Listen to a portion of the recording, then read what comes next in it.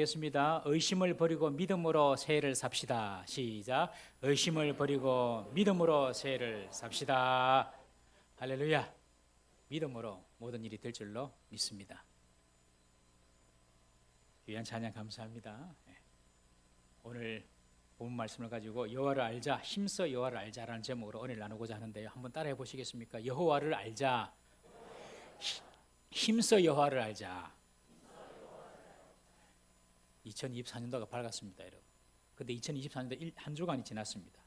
새해가 시작한 지 이제 1월 1일 이후로 한 주간이 지났는데 이 한 주간 동안에 지구촌에 엄청난 많은 일이 있었습니다.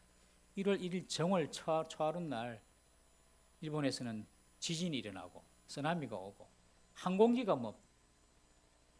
부딪혀가지고 박살이 나고 불타고, 또 우리나라에서는 해돋이를 보고 오다가 12월 30일 날 교통사고 당해가지고 초등학생을 비롯한 가족들이 사상하기도 하고, 강원도에서는 가스 충전소가 폭발했고, 우크라이나 팔레스틴 전쟁이 계속되고 있는데 이란 지도자 추모식에 또 폭탄 테러가 일어나고, 북한은 해상에 포를 쏴대고, 여러분 이런 일들이 일주일 동안 있었습니다. 지난 일주일 동안.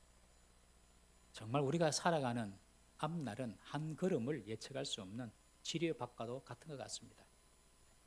그러나 하나님이 우리의 목자가 되시고 하나님이 우리의 삶을 인도하신다면 우리는 그 약속대로 푸른 초장, 쉴만한 물가로 인도받고, 때론 원수 같은 무서운 맹수를 만난다 하더라도 그 원수 앞에서 상을 차려주시는 하나님의 역전의 은혜를 경험하게 될 줄로 믿습니다. 하나님과 동행하면 됩니다. 하나님을 꼭 붙잡고 살면 됩니다. 왜 내 인생은 왜 이렇게 꼬이고 힘들지? 다시 하나님께로 돌아오면 됩니다. 하나님을 나의 목자로 삼고 그 하나님을 따라가면 됩니다. 올해 2024년도 첫 예배 오신 여러분들, 올해 1년 동안에 늘 주님만 따라하고 주님과 동행하는 우리 성 되시기를 주의 이름으로 축복합니다. 새해 우리는 어떤 목표로 살아갈까? 아마 나름대로 다 여러분들 각자 목표를 정하셨을 것 같습니다. 저는 기도 중에 우리 교회가 어떤 목표로 나아갈까 생각을 하다가, 올해는 우리 모든 성도님들이 하나님을 좀 더 가까이 경험하는 그런 해가 됐으면 좋겠다. 하나님을 좀 더 알아가는 그런 해가 됐으면 좋겠다. 그런 마음을 가지고 올해 표를 여호와를 알자, 힘써 여호와를 알자라고 정했습니다. 여러분, 우리가 수십 년 교회를 다니고 직분을 받아서 섬기고 봉사를 하지만 정작 하나님을 모를 수도 있다는 것입니다. 우리는 2024년도 새해를 살고 있습니다. 이 2024년도라는 것은 예수님의 탄생을 기준으로 정해진 것이라는 것을 세상 사람들도 다 압니다. 그렇다고 예수님이 어떤 분이며 그분이 이 땅에 왜 오셨는지, 그분이 내게 어떤 분인지를 세상 사람들은 모릅니다. 아는 것 같은데 모릅니다. 구약의 바리새인들도 종교 지도자들도 메시아에 대해서 알고 있었지만 정작 예수님이 자기들 눈앞에 나타났을 때에는 예수님을 알아보지도 못하고 도리어 십자가에 못 박아 죽였던 것입니다. 마찬가지로 우리도 하나님을 믿고 있습니다. 하나님을 알고 있습니다. 그런데 하나님이 정말 어떤 분인지를 잘 모를 때가 있습니다. 우리가 예배하고 봉사하고 하나님을 섬기는 행위를 하지만은, 그러나 하나님에 대해서 말씀해 보세요. 당신이 만난 하나님을 이야기해 보세요. 그러면 할 말이 없을 수도 있습니다. 여러분, 신앙생활은요, 내가 얼마나 열심히 하느냐 그런 게 아닙니다. 내가 무슨 봉사를 하느냐 그런 게 아닙니다. 신앙생활은 나와 하나님과의 온전한 관계가 이루어지고 그 관계가 유지가 되는 것이 신앙생활인 것입니다. 하나님과 바른 관계에 있는 사람은 하나님에 대해서 할 말이 많습니다. 여러분, 우리가 올해 무엇보다도 힘쓸 것은 여호와 하나님을 아는 것인 줄로 믿습니다. 올해 여호와 하나님을 많이 알아가는 복된 해가 되기를 주의 이름으로 축복합니다. 우리 학생들도 세상 지식을 쌓기 전에 하나님을 먼저 알아야 됩니다. 우리 잠언 1장 7절 말씀 한번 다 같이 읽어보겠습니다. 시작. 여호와를 경외하는 것이 지식의 근본이거늘 미련한 자는 지혜와 훈계를 멸시하느니라. 모든 지식의 시작이 여호와 하나님이십니다. 그 하나님을 먼저 아는 것이 중요합니다. 질병과 고통 속에 있는 분들도 하나님을 먼저 알아야 합니다. 우리 출애굽기 15장 26절 말씀 한번 보겠습니다. 시작. 이러시되 너희가 너희 하나님 나 여호와의 말을 들어 순종하고 내가 보기에 의를 행하며 내 계명에 귀를 기울이며 내 모든 규례를 지키면 내가 애굽 사람에게 내린 모든 질병 중 하나도 너희에게 내리지 아니하리니 나는 너희를 치료하는 여호와임이라. 의사는 수술을 합니다. 약사는 약을 조제해 줍니다. 그러나 치료하시는 분은 여호와 하나님이십니다. 인생의 답을 알고 싶은 분들도 하나님을 알아야 합니다. 시편 119편 105절 말씀 읽어봅니다. 시작. 주의 말씀은 내 발의 등이요 내 길의 빛이니이다. 캄캄한 길을 갈 때에 주의 말씀이 캄캄한 인생길을 갈 때에 내 발의 등불이 되고 빛이 되는 것입니다. 인생의 고난과 공경과 위기를 맞이한 분들도 하나님을 먼저 알아야 합니다. 우리 시편 119편 50절 말씀 함께 읽습니다. 이 말씀은 나의 고난 중에 위로라. 주의 말씀이 나를 살리셨기 때문이니다. 인생 만사 헛되므로 참 인생의 의미를 알고자 하는 분들도 하나님을 먼저 알아야 합니다. 우리 전도서 12장 1절 말씀 보겠습니다. 너는 청년의 때에 너의 창조주를 기억하라. 곧 공고한 날이 이르기 전에 나는 아무 낙이 없다고 할 해들이 가깝기 전에 그리하라. 하나님을 먼저 기억하라는 것입니다. 뭔가 성취하고 싶고 뭔가 삶의 결과와 성공을 얻기를 원하시는 분들도 먼저 하나님을 알아야 합니다. 예레미야 33장 2절 말씀 있습니다. 이를 행하시는 여호와 그것을 만들어 성취하시는 여호와 그의 이름을 여호와라 하는 이가 이와 같이 이르시도다. 하나님이 일을 행하시고 하나님이 일을 성취하십니다. 이 믿음이 있어야 합니다. 물질적인 복을 원하시는 분들도 하나님을 먼저 알아야 합니다. 학기 2장 8절 말씀 있습니다. 은도 내 것이요 금도 내 것이니라. 만군의 여호와의 말이니라. 두려움 앞에서 우리가 서 있을 때에도 우리는 하나님을 먼저 알아야 합니다. 이사야 41장 10절 말씀 있습니다. 두려워하지 마라. 내가 너희와 함께함이라. 놀라지 말라. 나는 내 하나님이 됨이라. 내가 너를 굳세게 하리라. 참으로 너를 도와주리라. 참으로 나의 의로운 오른손으로 너를 붙들리라. 과거 자신의 죄와 실수로 고통스럽고 아파할 때에도 하나님을 먼저 알아야 합니다. 요한 1서 1장 9절 말씀 시작. 만일 우리가 우리 죄를 자백하면 그는 미쁘시고 의로우사 우리 죄를 사하시며 우리를 모든 불의에서 깨끗하게 하실 것이요. 우리 인생 종국에 누구든지 맞이하게 될 그 죽음 앞에 섰을 때에도 우리는 하나님을 알아야 합니다. 고린도후서 4장 14절 말씀 시작. 주 예수를 다시 살리시니가 예수와 함께 우리도 다시 살리사 너희와 함께 그 앞에 서게 하실 줄을 아노라. 성도는 죽음으로 끝나는 인생이 아니라 영생을 얻는 부활의 몸으로 다시 태어날 줄 믿으시기를 바랍니다. 여러분 요람에서 무덤까지 우리는 늘 하나님과 함께 살아야 되고 하나님을 아는 지식으로 살아야 할 줄로 믿습니다. 우리가 하나님을 믿고 있다고 자타가 공인하지만 정말 하나님을 모를 때가 있습니다. 하나님을 믿는데 하나님 뜻을 모릅니다. 하나님을 믿는데 하나님께 예배 드리는데 봉사도 하는데 우리의 삶과 행동에는 하나님이 없습니다. 하나님을 모르는 것입니다. 여러분 우리가 잘 모르고 있으면서도 스스로 잘 알고 있다고 속고 사는 경우가 얼마나 많은지 모릅니다. 여러분들 배우자를 잘 아십니까? 여러분의 부모님을 잘 아십니까? 여러분의 자녀를 잘 아십니까? 여러분의 아내가, 여러분의 남편이 좋아하는 음식이 뭔지 잘 아십니까? 지금 아내, 남편, 자녀들이 가장 고민하고 있는 그리고 무구하고 있는 짐이 무엇인지 아십니까? 황혼이혼이라는 말이 있죠. 서로 안다고 수십 년을 살아왔는데 알고 보니까 하나도 서로 아는 것이 없는 거예요. 상대를 도저히 이해할 수가 없고 그리고 이해하고 싶은 마음도 없는 것입니다. 그래서 오래 살아도 헤어지는 것입니다. 여러분 우리가 안다고 생각하는 것이 정말 아는 것인지 한번 돌아봐야 하는 것입니다. 특별히 하나님에 대해서 내가 얼마나 알고 있는가 우리가 자신 한번 돌아봐야 됩니다. 오늘 우리가 읽은 호세아 6장은 호세아서 전체의 주제가 들어있는 중요한 장입니다. 산으로 치면 봉우리와도 같습니다. 하나님에 대해서 알아야 할 것들을 요약적으로 잘 설명을 해 줍니다. 하나님에 대해서 알아야 될 것 크게 두 가지 딱 기억하십시오. 하나는 하나님은 찢으시는 하나님이시라는 것입니다. 하나님은 찢으실 수도 있다.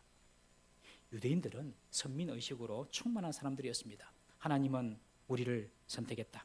하나님은 우리를 선택해서 절대로 버리지 않는다. 우리는 저런 다른 하나님 모르는 이방인들과 다르다. 그래서 우리는 절대로 망하지 않는다.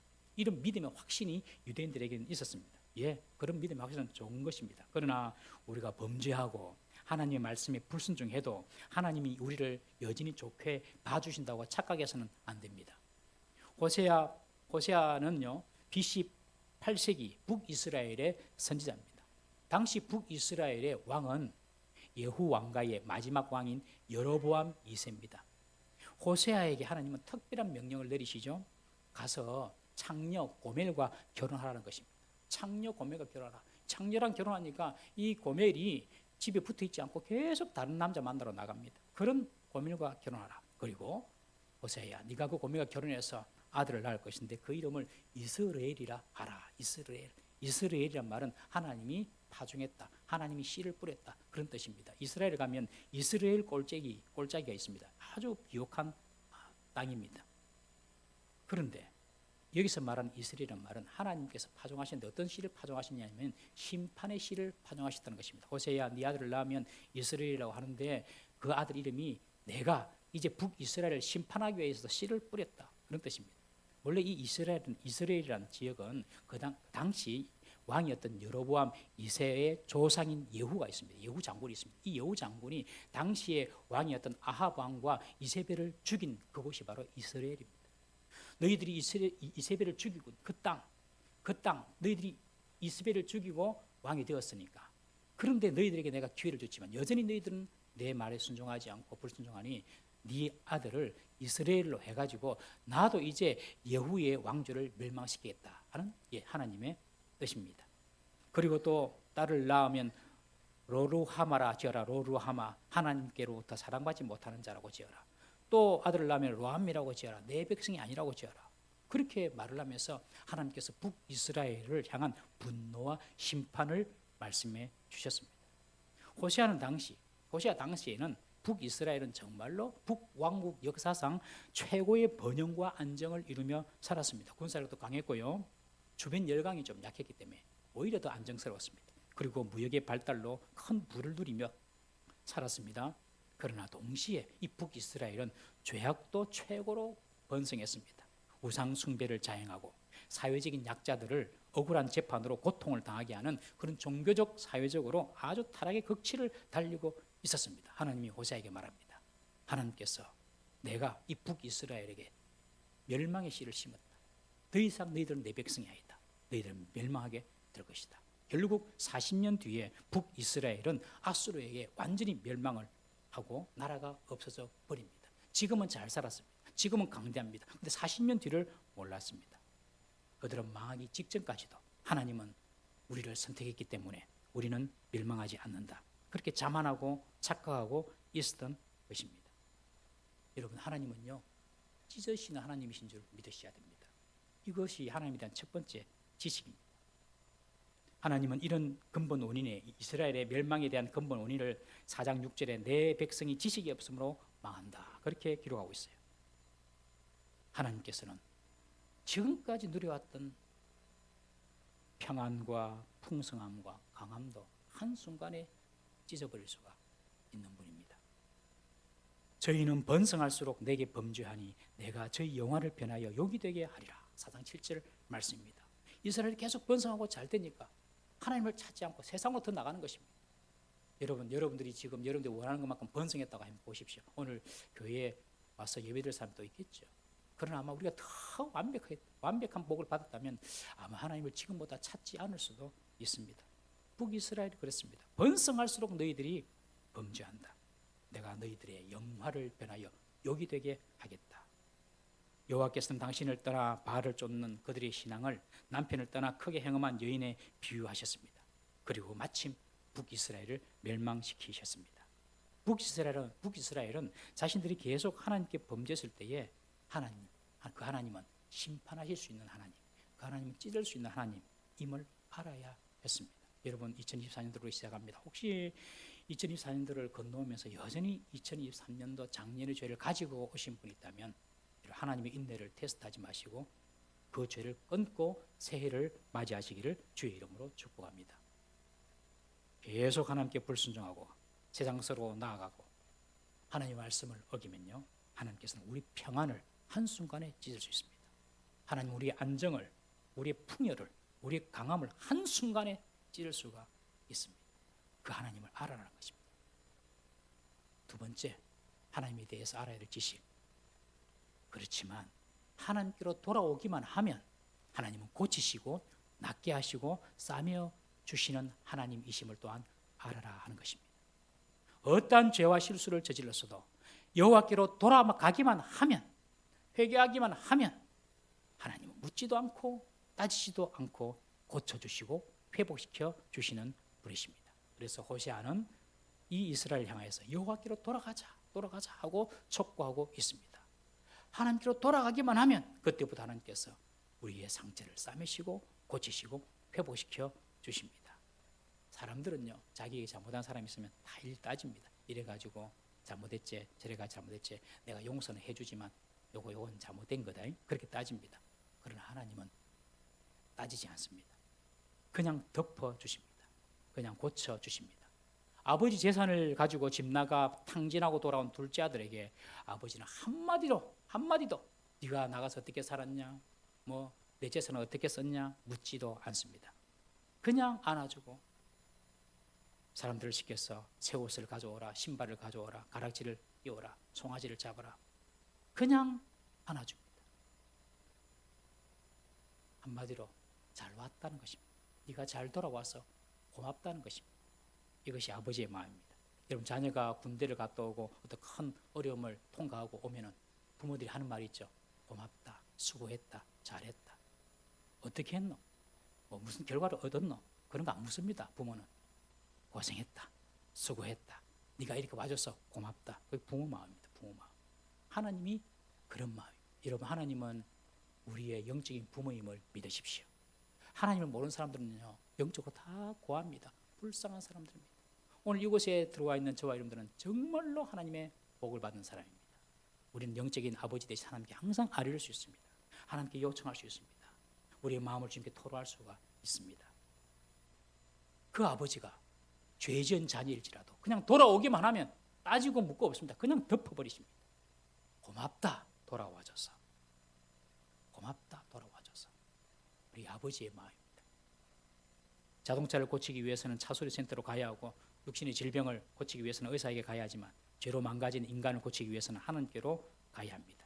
하나님께로 돌아가면 하나님께서 싸매어 주시고 고쳐 주실 뿐 아니라 살리시고 다시 일으켜 주십니다. 2절 말씀해 보니까 이틀 후에 우리를 살리시며 셋째 날에 우리를 일으키신다. 이틀 3일은 그렇게 긴 기간이 아닙니다. 주님께로 돌아와서 조금만 참고 조금만 견디면요, 하나님께서 다시 살리시고 일으켜 주십니다. 여러분, 작년에 뭐 손해본 거 많습니까? 2023년도 살면서 금전적으로나 건강적으로 손해본 거 있습니까? 실패한 것도 있습니까? 우리의 마음을 하나님께 돌이키면요, 올해 다 회복됩니다. 갑절로 회복됩니다. 할렐루야. 그렇게 하십니다. 하나님이 어떻게 살리시고 어떻게 일으켜 주십니까? 5절에 보니까 내가 선지자들로 그들을 치고 내 입의 말로 그들을 죽였노니, 내가 하나님께서 선지자로 그들을 치고 내 입의 말로 그들을 죽였노니, 무슨 말입니까? 하나님이 세우신 말씀을 맡은 선지자를 통하여서 하나님 우리를 칩니다. 그리고 하나님의 입의 말씀으로 우리를 죽입니다. 말씀이 살리는데 왜 죽입니까? 이 말은, 이 죽인다는 표현은 심판을 의미하는데, 하나님 말씀이 우리를 찌르고 우리를 죽이는 것과 같지만 그 하나님 말씀이 결국 우리를 살리고 우리를 일으켜 주신다는 뜻입니다. 여러분, 우리 귀에 듣기 좋은 말이 우리를 살리는 말이 아닙니다. 우리를 찌르는 말, 하나님 말씀, 우리를 치는 하나님 말씀, 하나님 입에서 나오는 나를 그냥 죽일 것 같은 그런, 나를 힘들게 하는 그런 하나님 말씀이 나를 오히려 온전히 세우고 살리는 줄 믿으시기를 바랍니다. 그래서 말씀에 찔리는 것이 은혜요, 축복입니다.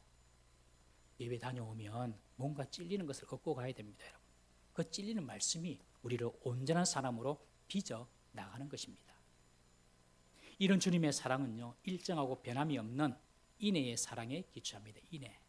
3절에 보시면 새벽빛처럼 늦은 빛처럼 은혜로 임하시는 하나님이심을 보여줍니다. 빛과 비는요, 우리의 생존의 필수적인 조건입니다. 오늘도 이 지구는요, 얼마나 일정하게 돌고 있습니까? 모든 것을 창조하신 하나님은 신실하신 분이십니다. 오늘 조금 기분 나쁘다고 태양 안 띄워주고 그런 분이 아닙니다, 여러분. 기분 나쁘다고 하나님께서 불신자들에게는 비도 안 주고 그러는 분이 아닙니다. 하나님은 빛도 주시고 비도 주십니다. 여러분들이 오늘 아침 태양이 뜨는데 여러분들이 힘 좀 보탠 분 계세요? 하나님 오늘도 태양이 떠오르게 해주세요 하고 기도하신 분이 계십니까?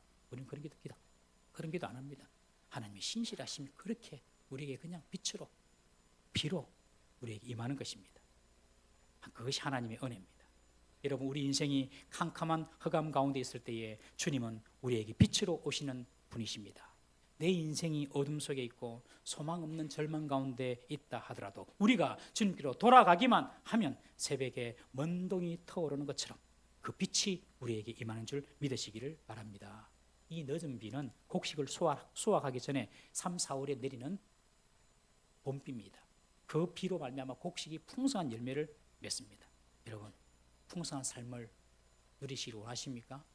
하나님께로만 돌아가면 주님께서 우리에게 늦은 비를 부어주심으로 영육간의 풍성함을 주실 줄 믿으시기를 바랍니다. 하나님은 이런 인애의 사랑을 우리가 알기를 원하십니다.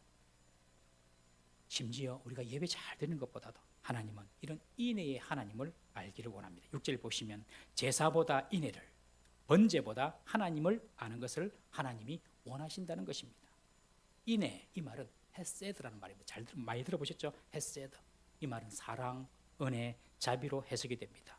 이 인애, 헤세드는 자격 없는 사람에게 베풀어 주시는 하나님의 사랑과 자비를 의미합니다. 자격이 없는 사람에게 베풀어 주시는 하나님의 사랑, 자비, 그것이 인애고 헤세드입니다. 열심히 제사하고 열심히 제물 태워드리고 하는 것보다도 하나님이 비천한 나를 이렇게 조건 없이 사랑하시고 귀하게 여기셨구나, 이것을 알아주는 것을 하나님은 더 원하시는 것입니다.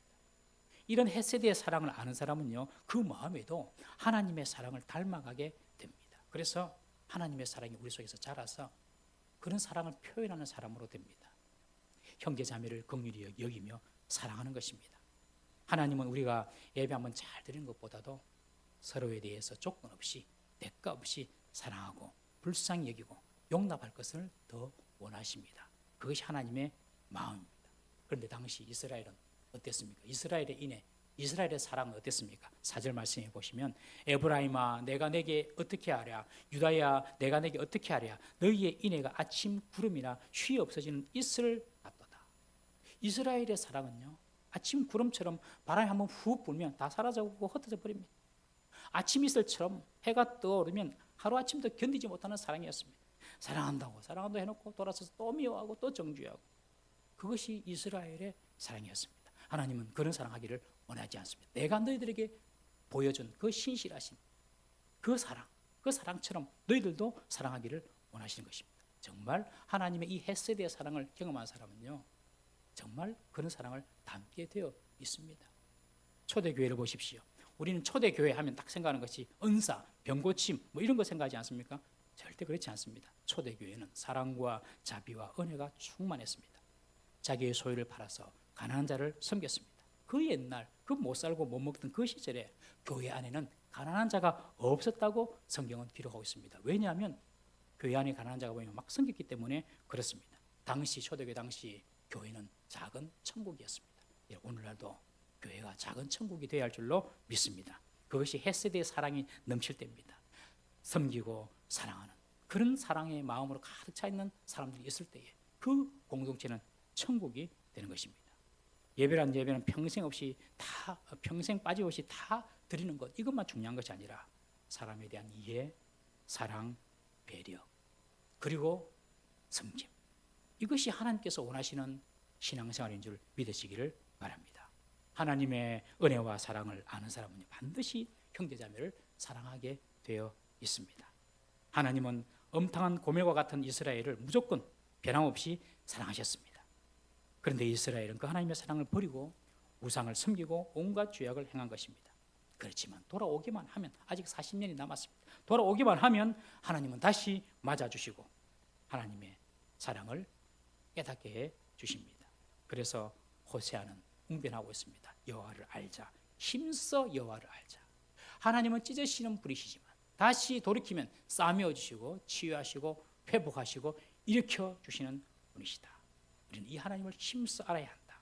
이 안다는 말은요, 아시는 대로 어떤 교리적인 지식적인 그런 알을 의미하는 것이 아니라 부부관계를 통하여 부부가 알듯이 체험적으로 아는 것을 의미합니다.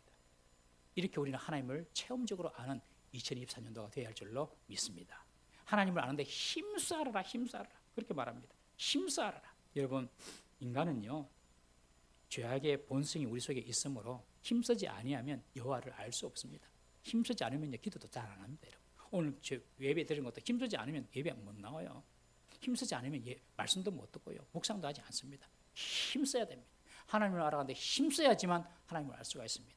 이 힘쓰다라는 이 단어가 히브리어로 라다프라는 말인데요, 이 말은 사냥꾼이 사냥감을 쫓을 때 쓰는 표현이라고 합니다. 여러분, 동물의 왕국에 보시면은 임팔라나 사슴 등이 맹수들을 피해서 도망다니죠. 필사적으로 도망갑니다. 그런 동물들만 필사적으로 도망다닙니까? 이 동물들을 사냥하기 위해서 쫓아가는 치타나 사자, 맹수들을 보십시오. 그들도 아주 필사적으로 쫓아가더라고요. 필사적으로. 이것이 라다프입니다. 우리가 하나님을 알고 하나님을 경험하기 위해서는요, 힘을 써야 하는 것입니다. 한 수도사가 스승에게 질문을 합니다. 스승님, 어떻게 하면 내가 하나님을 찾을 수 있을까요? 스승은 말했습니다. 갈망해라. 수도사는 다음날 똑같은 질문을 합니다. 스승님, 어떻게 하면 내가 하나님을 찾을 수 있을까요? 갈망해라.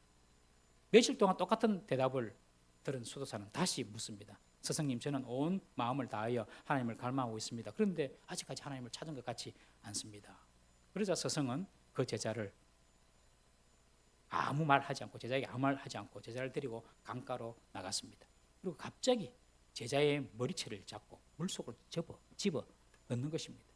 스승의 행동에 놀란 제자는 스승의 손아귀에서 풀려나려고 필사적으로 몸부림을 칩니다. 한참이 지나서야 스승은 제자의 머리를 놓아주었습니다. 그리고 나서 이번에는 스승이 제자에게 묻습니다. 자네, 내가 머리를 물속에 넣었을 때에 왜 그렇게 몸부림을 쳤나? 그러니 제자 하는 말이, 숨막혀서 그렇지요. 숨막혀서. 스승이 말합니다. 그래, 숨막힐 정도로 하나님을 찾는 것이 갈망하는 것이라네. 숨막힐 정도로 하나님을 찾는 것이 갈망이라네. 여러분, 맹수가 먹이를 잡으려고 필사적으로 추격하듯이, 또는 이 청년이 물속에서 숨 쉬려고 필사적으로 몸부림을 치려고 하듯이 하는 갈망, 하나님을 찾고자 하는 갈망, 그것까지 안 가도 됩니다. 우리가 하나님을 아는 길이 있습니다.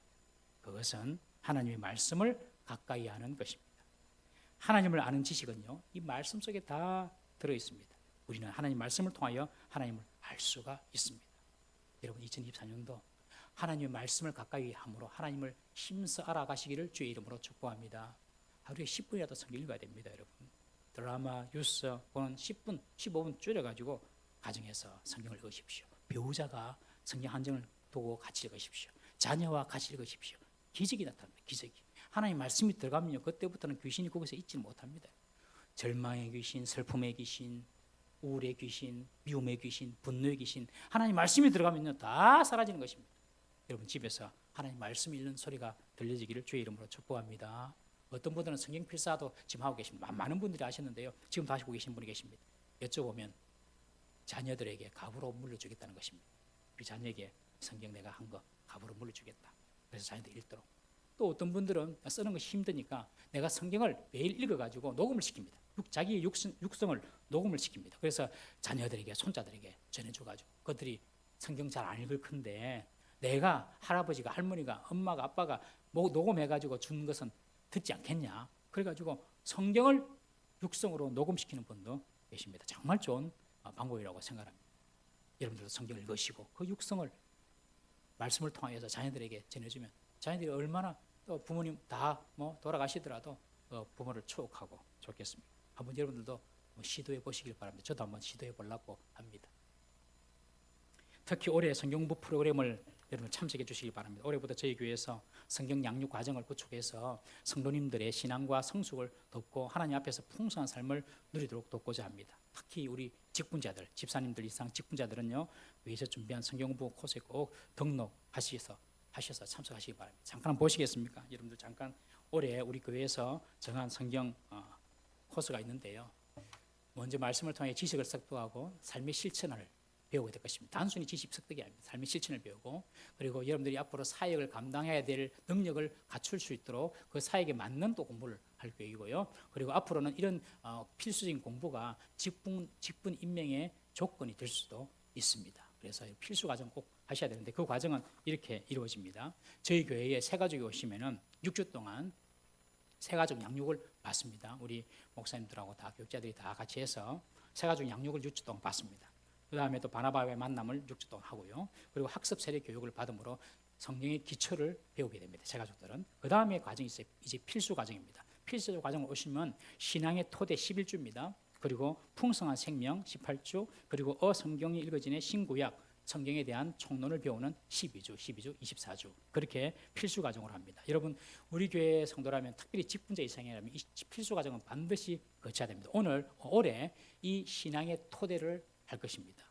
그래서 우리 집사님 이상은 다 신청하고 등록하셔서 필수 과정을 이수하셔야 됩니다. 그리고 필수 과정이 끝나면은 사역 과정으로서 종부기도, 바나바 훈련, 전도 훈련, 교사 훈련 이렇게 이어질 수도 있고, 심화 과정으로 선택해서 들을 수도 있습니다. 청지기 3, 큐티 훈련, 성경 각본 연구, 그리스도인과의 일, 그리고 그리스도인의 가정생활, 이렇게 또 강조가 개설되면 또 여러분들이 보시면 됩니다. 올해는 필수 과정 중에 신앙의 토대, 이거 하나를 우리 온 성도들이 다 참여해서 우리가 시작을 하려고 합니다. 여러분들이 힘을 써 주시길 바랍니다.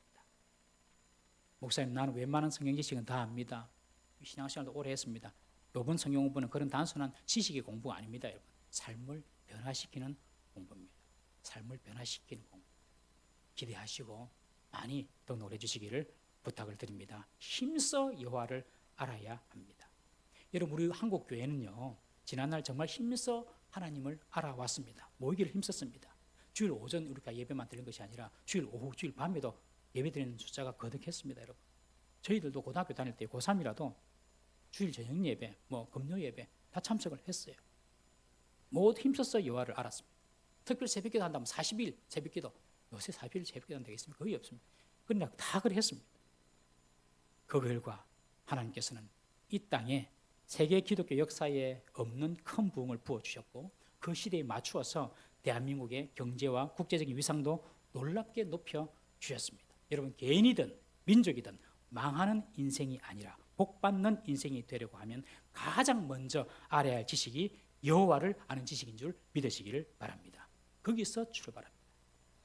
올해 2024년도 하나님을 힘써 알아가는 우리 동부삼일교회 성도님 되시기를 바라고요.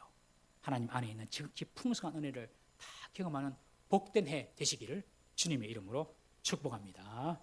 우리 다 같이 한번 기도하겠습니다. 하나님, 2024년도 다른 우선순위보다도 하나님을 알아가는